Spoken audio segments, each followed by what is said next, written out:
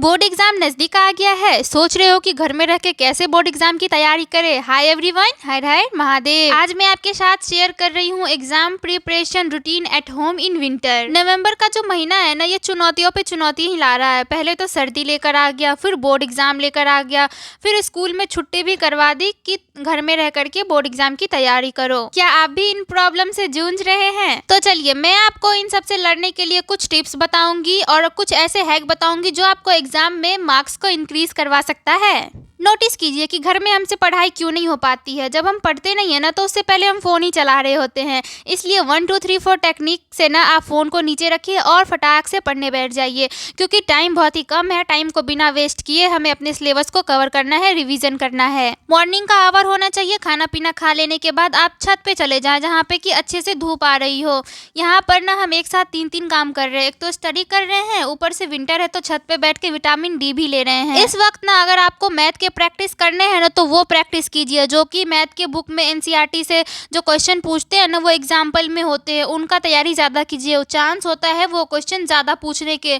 और आप previous year के क्वेश्चन जो कि बहुत साल रिपीट है, और एक साल छोड़ के एक साल आप ध्यान दीजिए उन क्वेश्चन पे। जैसे कि पिछले साल जो क्वेश्चन पूछा गया है ना, वो इस बार तो नहीं पूछेगा, इसलिए आप पिछले साल वाला क्वेश्चन पे फोकस करें। इसके बाद हम एग्जाम के टाइम में ना इतने ज़्यादा परेशान हो जाते हैं कि कौन से बुक से पढ़े, कहाँ से पढ़े।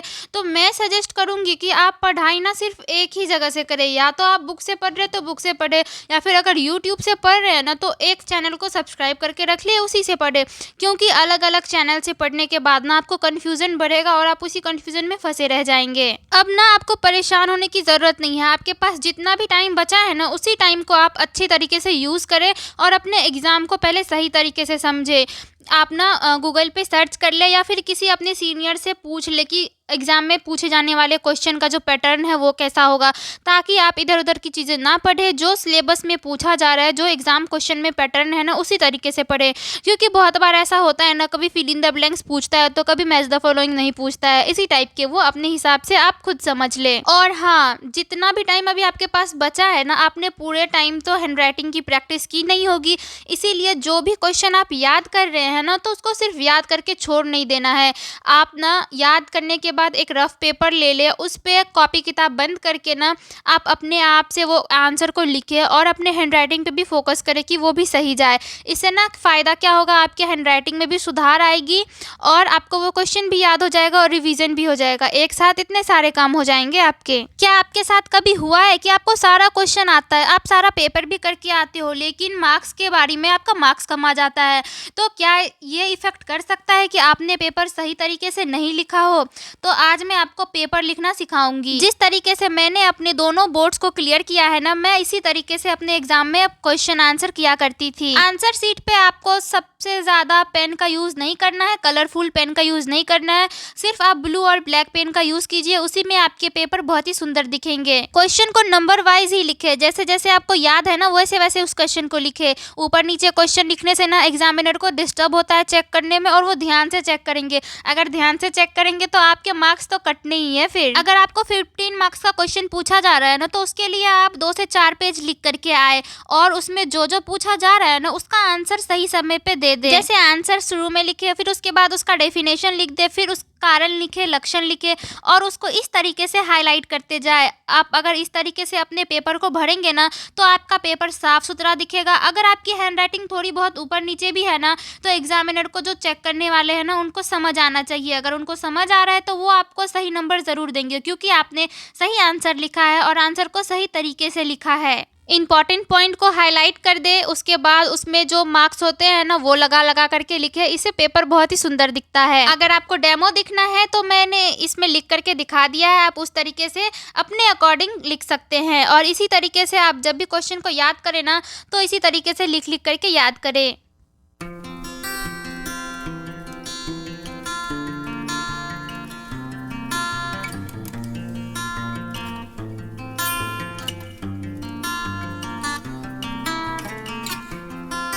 चलो मान लेते हैं कि पढ़ाई में बहुत ही ज़्यादा मन लग रहा है, लेकिन अचानक से ऐसा होता है कि पढ़ने के बीच में ही ऐसा मन करता है कि नहीं यार अब मन नहीं कर रहा है।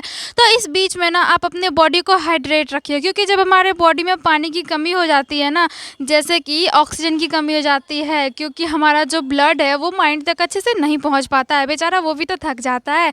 और ब्लड नहीं पहुँचेगा तो ऑक्सीजन नहीं पहुँचेगा, क्योंकि ब्लड में होता है ज़्यादातर मात्रा में पानी। इसीलिए आप पानी पीते रहिए, अपने बॉडी को हाइड्रेट रखिए, खुद को हाइड्रेट रखिए और आप अपने दिमाग को मस्त चलाते रहिए।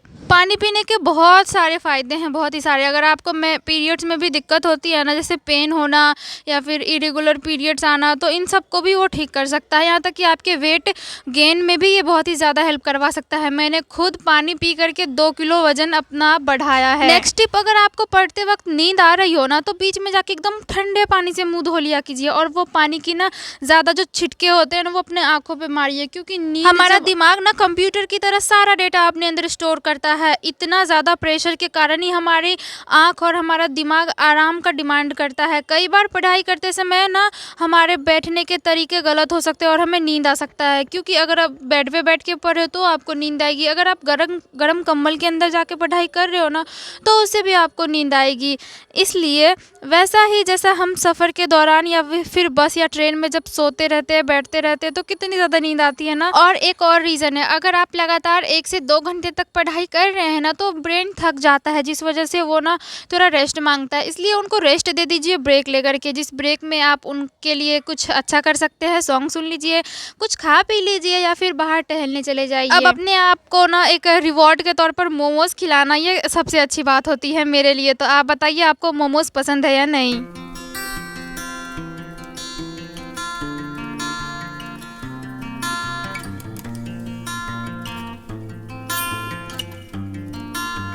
चलो अब मैं आपको कुछ हैक बताती हूँ पढ़ाई करने के लिए।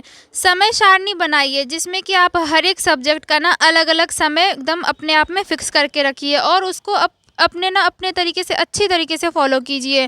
उसके बाद नेक्स्ट छोटे लक्ष्य बनाइए। हाँ, अगर आप छोटे गोल बनाएंगे ना टुकड़ों टुकड़ों में, तो आपको पूरा करने में भी मज़ा आएगा, क्योंकि वो जल्दी पूरा होगा और आप मोटिवेटेड भी फील करेंगे कि आपने उसको पूरा कर लिया है और आपको अब आगे पढ़ना है। कॉमन सी बात है ना, प्रीवियस ईयर के क्वेश्चन अगर हम ज़्यादातर से वो करेंगे, हल करेंगे ना, तो हमें ज़्यादातर समझ में आएगी कि किस टाइप का पेपर हमसे पूछा जा रहा है बोर्ड एग्जाम में। ये चीज़ ऑप्शनल हो सकता है, या तो आप सेल्फ स्टडी कीजिए या तो आप ग्रुप स्टडी कीजिए, क्योंकि ग्रुप स्टडी के भी अपने फ़ायदे हैं और सेल्फ स्टडी के भी। ग्रुप स्टडी में अगर आप किसी चीज़ को डिस्कस करके पढ़ते हैं ना, तो वो आपके सबकॉन्शियस माइंड में जाकर के फिट हो जाएगा और आप जब एग्ज़ाम देंगे ना, अगर आपके सामने वो क्वेश्चन आता है ना, तो वो ऑटोमेटिकली आपको याद आ जाएगा कि अरे हाँ, इस क्वेश्चन का तो आंसर ये था, हमने इस तरीके से इसको डिस्कस किया था। आपको इतना कॉन्फिडेंट तो रखना ही होगा अपने अंदर कि आप अपने फ़ोन से दूरी बना के रखें। फ़ोन को बहुत ही कम, किसी घर वालों का फ़ोन आया तो उठा लीजिए, अगर आपको इंपॉर्टेंट नोट्स वगैरह देखने हैं तो यूज़ कीजिए। अदरवाइज़ अगर फ़ोन सामने रहा ना, तो इतना भी किसी का मन सीधा नहीं होता है कि वो उठा के रील स्क्रॉल ना करे। आप अपनी पढ़ाई के लिए ना सबसे अच्छी जगह चुनें, जहाँ पर कि आप कंफर्टेबल हो, ज़्यादा शोर ना आए, आप किसी को दिक्कत ना दे और आपकी वजह से किसी को दिक्कत ना हो और ना ही किसी और की वजह से आपको दिक्कत आए। सबसे बड़ी चीज़ है पॉजिटिव रहे। उसके बाद ना एक अगला टिप और दूँ आपको, जो मैं करती हूँ। पढ़ाई के स्ट्रेस को कम करने के लिए ना हंसना ज़रूरी है और हंसने के लिए कॉमेडी वीडियो देखना ज़रूरी है। एक और लास्ट टिप, किसी भी टिप्स को फॉलो ना करते हुए आपका मन जो कहता है ना, अंदर का मन वो करो आप, देखना फिर अलग ही मज़ा आएगा हर एक कामों में। अगर वीडियो आपको गलत लगती हो ना, तो एक कमेंट जरूर करें, मैं अपने अंदर सुधार करने की कोशिश करूंगी। चलो मैं मिलती हूँ आप लोगों से फिर किसी नए वीडियो में। स्वस्थ रहे, मस्त रहे, हर हर महादेव।